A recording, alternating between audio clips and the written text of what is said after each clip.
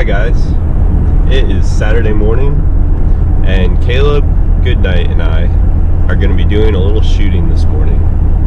Next week, the two of us and a couple other guys are headed out to Wyoming and we're going to be doing some antelope hunting. So this morning we want to make sure that the rifle is properly zeroed. Really, we just want a little more practice with it because it's shooting really nicely. And we're going to do some planning, some strategizing with regard to how we pack.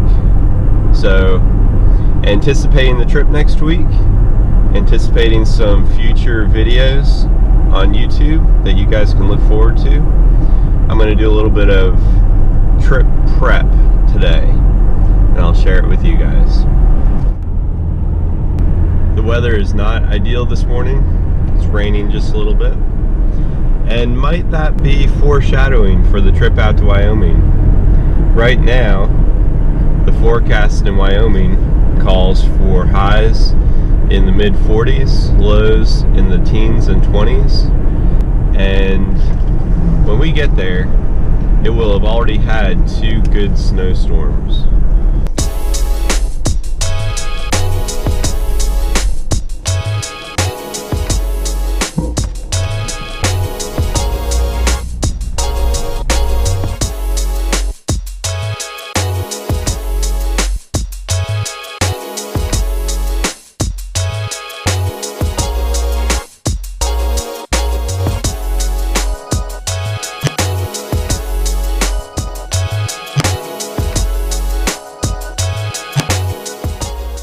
So we did a little shooting at 100 and rifle is doing great. So now we're going to go out to 200 and we're going to see how we're doing and get a little practice at this range, since antelope hunting 200 yards is probably going to be about the range we'll be taking.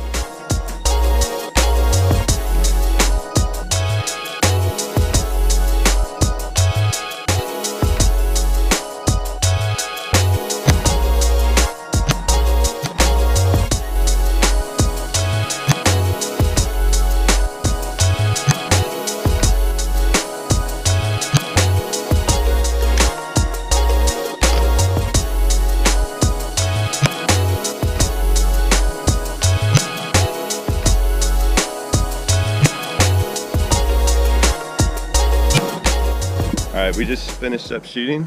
We're walking down to see how the targets look. So this is Caleb.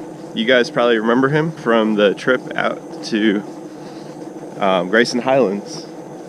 That trip we had horrible weather forecast as well, and it ended up being beautiful. So maybe our luck will hold. Alright, well here we are. Let's see how we did. Alright, this is at 200 yards. That is good shooting, man. You got a lot of nice shots in there. And some of these lower ones were from the very first shots, so. These are the first. You're trending upward and inward. That's excellent. And same here. Some of these ones, those are from my first 5. And then most of these are from the later shots that I took.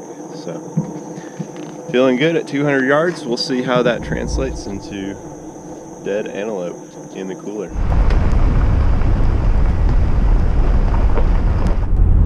That was a fun morning shooting, and both Caleb and I have a good sense that the rifle is ready.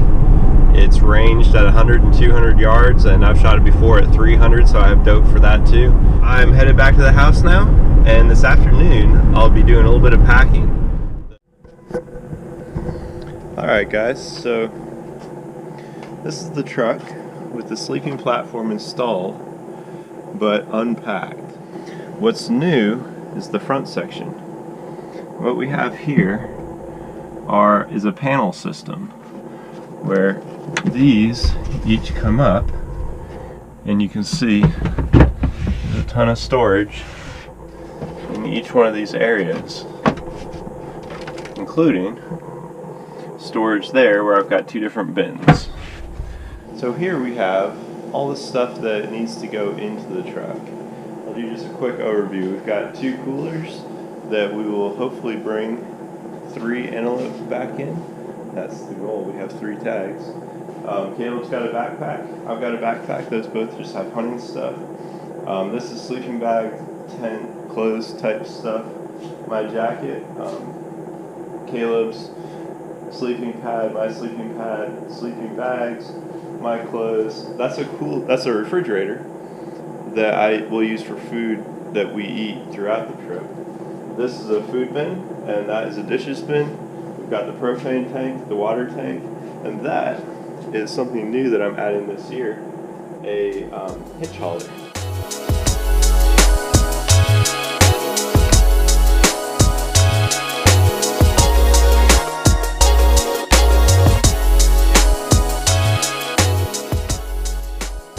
I'm going to show you two different configurations now that we will use in the back of the truck for sleeping and storing stuff. One is for the drive up. The drive up I'm going to be doing by myself, and I'll be meeting Caleb out there in Minnesota.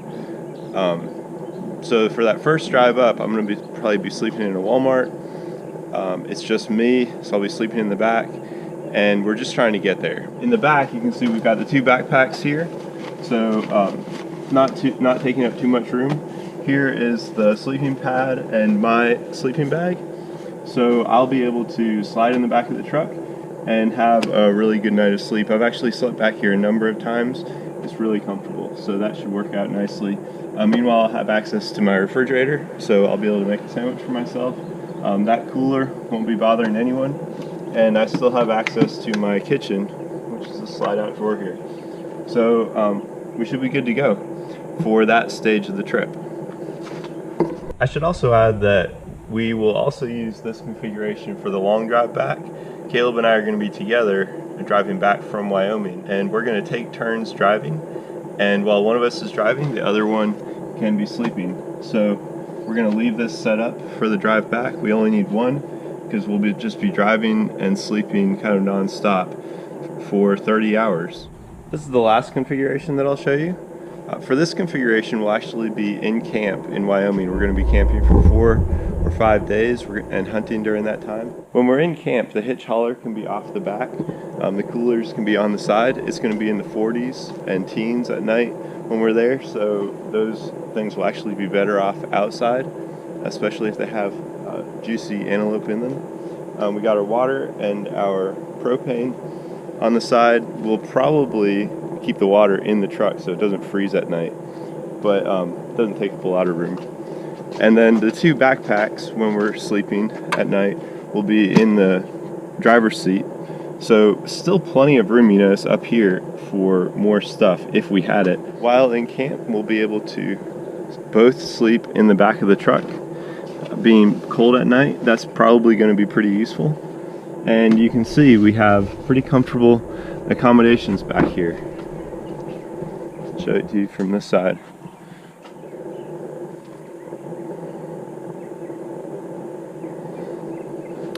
So all of our food and clothes are packed in those compartments underneath the sleeping platform. The only stuff on top of the sleeping platform is stuff that can stay outside while we're camping. So I think that's going to work really well. We shall see. It's going to be an experiment. You might be asking, why don't we use the rooftop tent? The reason is, first of all, for the traveling, we don't want to open up a rooftop tent in a Walmart parking lot. It's a little too conspicuous. And when we're out in Wyoming, with the temperatures as cold as they're supposed to be, and with the wind, the way Wyoming wind typically is, we're going to be on the plains, we're going to be in the Red Wall area. We don't anticipate a rooftop tent being viable. I am leaving it up on the roof because the next weekend after we get back from this trip, I'll be going on another trip out to the beach. So it is staying on the truck, but it probably will not be used during this trip. Well, guys, thanks for hanging with me.